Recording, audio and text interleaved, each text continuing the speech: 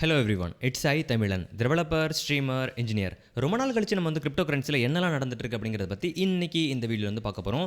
ஷார்ட்டாக சொல்லணும்னா சால்வடாரை பற்றி பார்க்க போகிறோம். அதில் சில விஷயங்களை இம்ப்ளிமெண்ட் பண்ணுறாங்க. அண்ட் சைனாவில் வந்து கிராக் டவுன் பண்ணாங்களா, மைனிங்கை கிராக் டவுன் பண்ணாங்க, அதை பற்றி பார்க்க போகிறோம். அதுக்கப்புறம் பிட்காயின் ஸ்கேம், ஆஃப்ரிக்கா, அதை பற்றி பார்க்க போகிறோம்.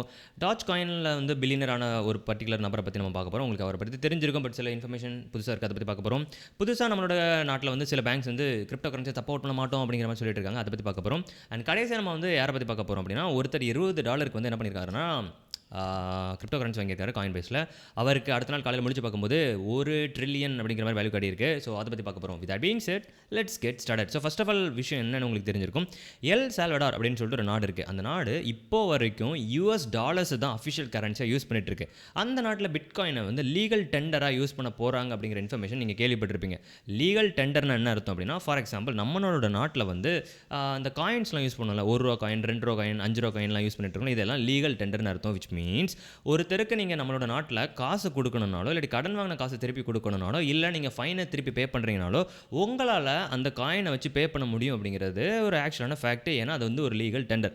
கேள்விப்பட்டிருப்பீங்க, ஏதோ ஒரு கம்பெனிக்கு வந்து இவங்க அதிகமாக காசு கொடுக்கணும், அதாவது ஒரு கம்பெனிக்கு இவங்க ஃபைன் கொடுக்கணும் அப்படிங்கிறது வந்து காயின்ஸ்லேயே கொடுத்தாங்க, கோடிக்கணக்கில் ரூபாவை அப்படிங்கிற மாதிரிலாம் கேள்விப்பட்டிருப்பீங்களா. அந்த மாதிரி உங்களால் என்ன பண்ண முடியும்னா காயின்ஸில் கொடுக்க முடியும். ஏன்னா அது ஒரு லீகல் டெண்டர். அதே மாதிரி சால்வடார் அப்படிங்கிற அந்த நாட்டில் நீங்கள் பே பண்ணும்போது, ஒருத்தருக்கு பே பண்ணும்போதாக இருந்தாலும் சரி, இந்த மாதிரி ஏதாவது சம்பவங்கள் பண்ணும்போது உங்களால் பிட்காயினில் கொடுக்க முடியும் அப்படிங்கிறது ஆக்சுவலான ஃபேக்ட். இதுக்கு பேர் தான் லீகல் டெண்டர் அப்படிங்கிறத புரிஞ்சுக்கோங்க.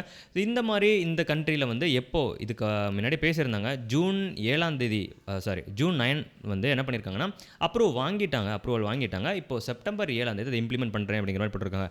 இது ஒரு நல்ல விஷயமா அப்படின்னு சொல்லி கேட்டிங்கன்னா, இது ஒரு நல்ல விஷயம் தான். ஏன்னா இந்த டைமில் சைனாவில் மைனிங் கிராக் டவுன் நடந்துட்டு இருக்கு. சைனாவில் நிறைய மைனஸ் வந்து நிப்பாட்டுறதுக்கு சான்ஸ் இருந்தாலும், சில பெரிய கம்பெனிஸ்லாம் என்ன பண்ணுவாங்கன்னா, அங்கே நாட்டில் இருந்து வெளிநாட்டுக்கு போவாங்க.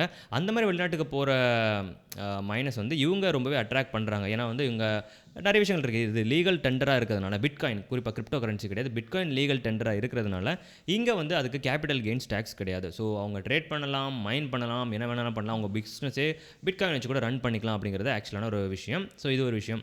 அண்ட் அது மட்டும் இல்லாமல் வெளிநாட்டிலேருந்து இப்படி மைக்ரேட் ஆகி போகிற மைனஸ் இவங்க நாட்டில் வந்து செட்டில் பண்ணாங்கன்னா இவங்களோட நாட்டோட எக்கானமி வந்து ரொம்பவே முன்னாடி போகும் அப்படிங்கிறது இவங்களுக்கு தெரிஞ்ச ஒரு விஷயம். கண்டிப்பாக அது போகும் தான். ஸோ அதனால் அவங்களுக்கு ஒரு நாட்டில் எக்கானமி டெவலப் ஆகும் அப்படிங்கிறது அவங்களுக்கு ஒரு ப்ளஸ் பாயிண்ட் அப்படிங்கிறது தெரிஞ்சுக்கோங்க. இது ஒரு விஷயம். ரெண்டாவது விஷயம் என்ன அப்படின்னு சொல்லி பார்த்தோன்னா, இவங்க நாட்டில் அவங்க வேறு என்ன பண்ணுறாங்கன்னா, அத்தீனா அப்படின்னு சொல்லப்படுற ஒரு US பேஸ்டு கம்பெனியோட ஹெல்ப் வச்சு 1500 ஏடிஎம் இது பண்ணுறாங்க. அதாவது கிரிப்டோ கரன்சி ஏடிஎம்ஸ் வந்து லான்ச் பண்ணுறாங்க. இதனால் என்னெல்லாம் பண்ண முடியும்னா, அவங்க நாட்டில் உள்ள மக்கள் இருக்காங்களே, அவங்களோட பேங்க் அக்கௌண்ட் வந்து டேரெக்டாக ஏடிஎம் மாதிரி தான், ஏடிஎம்க்கு போயிருந்து நம்ம பிட்காயின் வாங்கிக்கலாம், விற்றுக்கலாம் அப்படிங்கிற ஆப்ஷன்ஸ் இதில் இருக்குது அப்படிங்கிறது தெரிஞ்சுக்கோங்க. ஸோ இது காமன் மக்களுக்கு ட்ரேட் பண்ண தெரியாதுல்ல, அந்த மாதிரிப்பட்ட மக்களுக்கு ஈஸியாக வாங்குறதுக்கு, நம்ம நாட்டில் ஈஸியாக பிட்காயின் வாங்குறதுக்கு என்ன வழி இருக்குன்னு எனக்கு தெரியாது, ஈஸியாக வாங்கணும்னா. பட் இந்த நாட்டில் ஈஸியாக வாங்குறதுக்கு ஏடிஎம் இருக்குது அப்படிங்கிறது ஒரு ப்ளஸ் பாயிண்ட் அப்படிங்கிற மாதிரி சொல்கிறாங்க. அது மட்டும் கிடையாது, இந்த நாட்டில் என்ன பண்ணுறாங்கன்னா, இது ஒரு பெரிய நாடுலாம் கிடையாது, ரொம்ப குட்டியான ஒரு நாடு தான். இந்த நாட்டில் $30 ஈக்குவலண்ட்டாக அவங்க என்ன கொடுக்குறாங்க அப்படின்னா, ஏர் ட்ராப்ஸ் கொடுக்குறாங்க. யாருக்கு? மக்களுக்கு. $30 ஈக்குவலண்ட்டாக உள்ள பிட்காயினை வந்து அந்த நாட்டில் இருக்க எல்லா குடிமகன்களுக்கும், குடிமகன்னா நம்ம நாட்டில் உள்ள வந்து குடிமகர்கள் நான் சொல்லவில்லை, இவங்களோட சிட்டிசன்ஸ் நான் சொல்கிறேன், அந்த சிட்டிசன்ஸ்க்கு வந்து $30 ஈக்குவலண்டாக உள்ள பிட்காயின்ஸ் வந்து கொடுக்குறாங்க ஃப்ரீயாக. அதை யூஸ் பண்ணி அவங்க என்ன வேணாலும் பண்ணிக்கலாம், ஃப்ரீ மணி மாதிரி தான், அவங்க என்ன வேணாலும் பண்ணிக்கலாம். பட் எதுக்காக கொடுக்குறாங்க அப்படிங்கிற கேள்வி உங்களுக்கு இருக்கும். ஒரு காலத்தில் கோல்கேட் டூத்பேஸ்ட்லாம் இருக்குல்ல, அதை மார்க்கெட் பண்ணுறவங்க வந்து அதை டேஸ்ட் பண்ண கொடுப்பாங்க அப்படிங்கிற மாதிரி நான் கேள்விப்பட்டிருக்கேன். அது உண்மையாக பொய்யான்னு எனக்கு தெரியும், இந்த மாதிரி கேள்விப்பட்டிருக்கேன். அதே மாதிரி நான் எக்ஸ்பீரியன்ஸ் பண்ணியிருக்கேன். முன்னாடிலாம் வந்து நியூஸ் பேப்பர் போடும்போது அதில் $2 ஷாம்பு இதெல்லாம் அட்டாச் பண்ணி கொடுப்பாங்க, அதை ட்ரை பண்ணி பார்க்குறதுக்கு அப்படிங்கிற மாதிரி இருக்கும். ட்ரை பண்ணி பார்க்குறவங்களுக்கு அதோட எஃபெக்ட் தெரியும், அது கண்டிப்பாக அதை வாங்குவாங்க அப்படிங்கிற ஒரு நம்பிக்கையில் அவங்க என்ன பண்ணுவாங்கன்னா மார்க்கெட் பண்ணுவாங்க. ஸோ அந்த மாதிரி லைக் ஒரு பப்ளிசிட்டி பண்ணுறதுக்கு பதிலாக இவங்க அந்த காயின்ஸே கொடுக்குறாங்க, யூஸ் பண்ணி பார்த்துக்கிட்டு அதோட வேல்யூ புரிஞ்சுக்கோங்க அப்படிங்கிற மாதிரி. ஸோ இதை வந்து ஃப்ரீயாக ட்ரை பண்ணுறதுக்கப்புறம் நிறைய மக்கள் இதை வந்து என்ன பண்ணலாம் அப்படின்னா, அதை யூஸ் பண்ண பழகலாம், யூஸ் பண்ணி இது பண்ணலாம், நிறைய பேருக்கு அதோட இன்ட்ரெஸ்ட் கிடைக்கும். ஸோ அது ஒரு நல்ல சாய்ஸ் அப்படிங்கிற மாதிரி தான். $30 மொத்தமாக அந்த நாட்டில் எல்லாருக்கும் கொடுக்கும்போது ஒரு பெரிய அமௌண்ட்டாக இருந்தாலும், லைக் சாதாரண மனிதனுக்கு பார்க்கும்போது ஒரு சின்னதாக ஒரு அமௌண்ட், லைக் ட்ரான்சாக்ஷன் பண்ணி பார்க்கலாமே என்ன தான் நடக்குது அப்படின்னு சொல்லிட்டு அப்படிங்கிற மாதிரி அவங்களுக்கு யூஸ் பண்ண பழக விட்டுறது ஒரு நல்ல சாய்ஸ் அப்படிங்கிற மாதிரி சொல்லுவேன். So that's basically everything. இப்போது சால்வடாரை பற்றி. அடுத்து நம்ம சைனாக்கு போகிறோம். சைனாக்கு போகிறோம்னா நம்ம சைனாக்கு போகலை, கவலைப்படாதீங்க, ஒரு பிரச்சனை வராது. ஸோ சைனாவில் வந்து அடிக்கடி மைனிங்கை வந்து ஸ்ட்ரிக் பண்ணிகிட்டே இருப்பாங்க அப்படிங்கிறது தெரிஞ்சிருக்கும். இப்போ கிட்டத்தட்ட மொத்தமாக 90% ஆஃப் த மைனஸ்க்கு செக் மேட் அப்படின்னு சொல்கிற அளவுக்கு பெருசாக சில சம்பவங்கள் பண்ணியிருக்காங்க. இது நம்ம எல்லாருக்கும் தெரிஞ்ச விஷயம் தான்.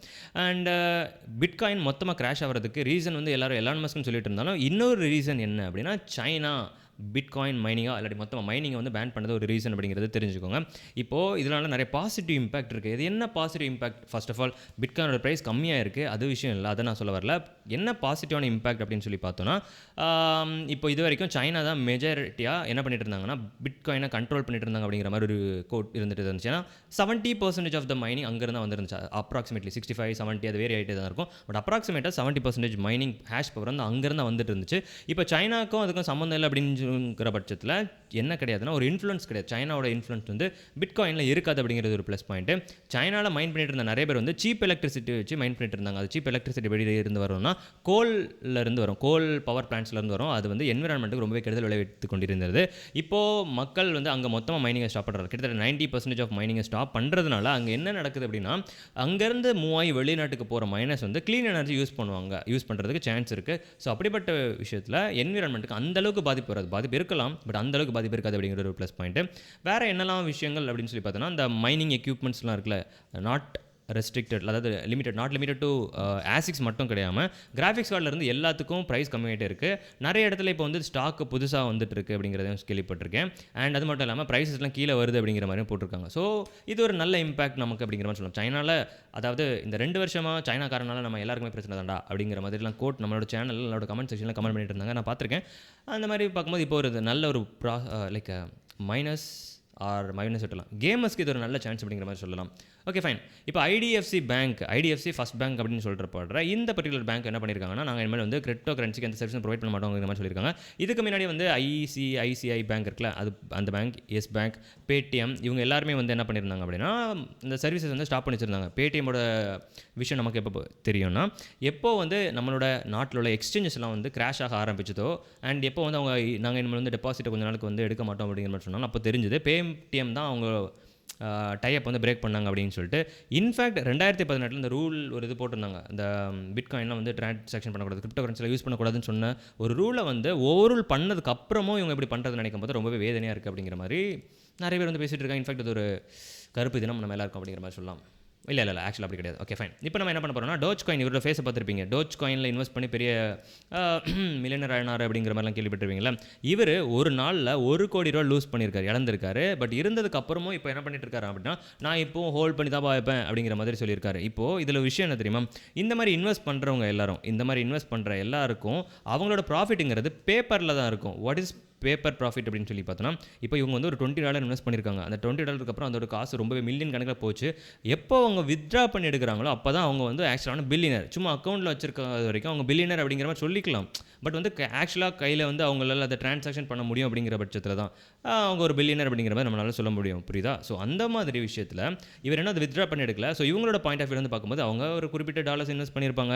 இப்போ அதை விட அதிகமாக தான் இருக்குது, இன்னும் நான் கொஞ்ச நாள் வெயிட் பண்ணுவேன், அது எப்போ மேலே போதோ நான் விற்றுக்கிறேன் அப்படிங்கிற மாதிரி சொல்கிறது தான் இவங்களோட ஆக்சுவலான கோல். ஸோ டெக்னிக்கலி இவங்க லூஸ் அப்படிங்கிற மாதிரி நினச்சா நம்ம நினைப்போம் ஒரு நாளுக்கு $1 கோடி இழந்துக்கிற விஷயங்கள் வந்து அவங்க கஷ்டப்பட்டு சம்பாதிச்ச காசு அப்படிங்கிற மாதிரிலாம் கிடையாதுங்கிறத புரிஞ்சுக்கோங்க. ஸோ இது ஒரு இன்ஃபர்மேஷன், ரீசெண்டாக கிடைச்ச ஒரு இன்ஃபர்மேஷன். அவருக்கு 33 வயசு ஆகுது. ஸோ இப்போ நீங்கள் ஒரு 21 வயசில் இந்த வீடியோ பார்த்துருக்கீங்கன்னா நீங்கள் கூட 33 வயசில் பெரிய பில்லியனர் ஆகலாம் அப்படிங்கிறதுக்கு இது ஒரு எக்ஸாம்பிள். ஸோ புரிஞ்சுக்கோங்க, மனசை தளர விடாதீங்க அப்படிங்கிறத சொல்கிறேன். இப்போ அடுத்த விஷயம், $20 யூஎஸ்ல ஒருத்தங்க என்ன பண்ணியிருக்காங்கன்னா $20 வந்து இன்வெஸ்ட் பண்ணியிருக்காங்க காயின் பேஸில். அடுத்த நாள் காலையில் முடிக்கும் போது அன்னைக்கு காலையில் 9 மணி அப்படின்னு சொல்லி ஒரு முடிக்கும் போது அவரோட வேல்யூ பார்க்கும்போது 1 ட்ரில்லியன் சம்திங் இருந்துச்சு. இது பார்த்தோம் நானே அப்படி ஷாக் ஆகிட்டேன். ஒருவேளை இவர் புது பில்லியனரோ ஆர் ட்ரில்லியனரோ அப்படின்னு நினச்சேன். பட் இன்ஃபேக்ட் வந்து ஒரு டெக்னிக்கல் கிளிச்சான். இவர் வந்து ஒரு ட்விட்டரில் ஒரு ட்வீட்டே போட்டிருக்காரு. சாரி, அந்த ட்விட்டரில் அவர் போட்டிருந்த ட்வீட் என்னென்னா, நான் வந்து ஒரு டைட்டானிக் கப்பல் வாங்குறதுக்குலாம் ரெடி ஆகிட்டேன்ப்பா, எனக்கு வந்து எப்போ காசு அனுப்பி விட போகிறீங்க அப்படிங்கிற மாதிரி அவர் கேட்டிருக்காரு. அதுக்கு வந்து அவங்க ரெஸ்பாண்ட் பண்ணி இது ஒரு டெக்னிக்கல் கிளிச்சுன்னு சொல்லிட்டு காயின் பேஸ் வந்து ரெஸ்பாண்ட் பண்ணியிருக்காங்க. ஸோ டெக்னிக்கலி அவர் வந்து ட்ரில்லியனர்லாம் ஆகவில்லை அப்படிங்கிறத தெரிஞ்சுக்கோங்களேன். ஸோ டூ பேட் அப்படி தானே. ஃபைன். இப்போ கடைசி நம்ம என்ன பண்ணுறோம் அப்படின்னா லைக் 3.6, அதாவது கிட்டத்தட்ட இந்தியன் மதிப்புப்படி எவ்வளோ 27,000 கோடி மேபி அவ்வளோ மதிப்புள்ள கிரிப்டோ கரன்சி பிட்காயின் வந்து காணாமல் போயிருக்கு.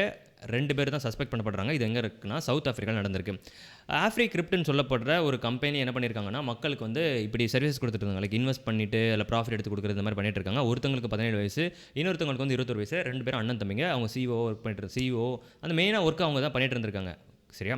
இப்போ என்னன்னா, திடீர்னு அவங்க 2 பேரும் காணாம போயிருக்காங்க. கொஞ்ச நாளுக்கு முன்னாடி, கொஞ்சம் ஒரு சில மாசங்களுக்கு முன்னாடி வந்து நம்மளோட எக்ஸ்சேஞ்ச் எல்லாம் மொத்தமா நம்மளோட கம்பெனி ஹேக் பண்ணப்பட்டுட்டு இருக்கு. காசெல்லாம் காணாம போயிடுச்சு. ஸோ நாங்க ட்ராக் பண்ண ட்ரை பண்ணிட்டு இருக்கோம். போலீஸ் யாரும் அலர்ட் பண்ண வேண்டாம் அப்படிங்கிற மாதிரிலாம் அவங்க இன்ஃபர்மேஷன் குடுத்துருக்காங்க. அண்ட் இப்போ வந்து 20 பேர் கொண்ட ஒரு தனி படை அமைத்து இவங்கள தேடிட்டு இருக்காங்க அப்படிங்கிற மாதிரி ஒரு இன்ஃபர்மேஷன் இருக்கு. இவங்களோட கசின் ஒரு பொண்ணு உண்டா. அவங்களுக்குலாம் நிறைய பேர் வந்து பிரஷர் கொடுக்க ஆரம்பிச்சிருக்காங்க. அந்த பொண்ணுக்கு ஆக்சுவலா ஒரு குழந்தை வேற இருக்கான். ஒரு வாரம் தான் அந்த குழந்தைக்காச்சும். ஸோ அவங்க வந்து என்னோட ஃபேமிலிக்கு வந்து ஏதாவது த்ரெட்ஸ் இருக்குமோன்னு நினச்சி பயமா இருக்கு அப்படிங்கிற மாதிரிலாம் அவங்க பேட்டி கொடுத்துருக்காங்க. ஸோ டெக்னிக்கலி இவ்வளோ விஷயங்கள் நடந்துட்டு இருக்கு. 26,700 கோடி, ஜஸ்ட் தட்ஸ் 26,700 கோடி, அவ்வளோதான் தட்ஸ் இட், பிடிச்சிருச்சு. ஸோ டெக்னிக்கலி வந்து ஸ்கேம் நிறைய இடத்துல இன்க்ரீஸ் ஆகிட்டு இருக்குது. இது உண்மையிலே ஸ்கேம் தானா, இல்லை ஸ்கேம்னா இவங்க ஏன் ஐ மீன் ஸ்கேம் இல்லைன்னா இவங்க ஏன் காணாமல் போனாங்க அப்படிங்கிற மாதிரி நிறைய விஷயங்கள் இருக்குது. என்ன நடந்துச்சுங்கிறது ஆக்சுவல் விஷயங்கள் தெரியாது. பட் இதெல்லாம் நியூஸில் பார்த்த இன்ஃபர்மேஷன். ஸோ உங்ககிட்ட நான் ஷேர் பண்ணியிருக்கேன். வித் தட் பீயிங் செட், நாளைக்கு நான் உங்களை இன்னொரு வீடியோவில் மீட் பண்ணுறேன். Until then, it's bye from I.Tamizhan. Bye, have fun and take care. Bye.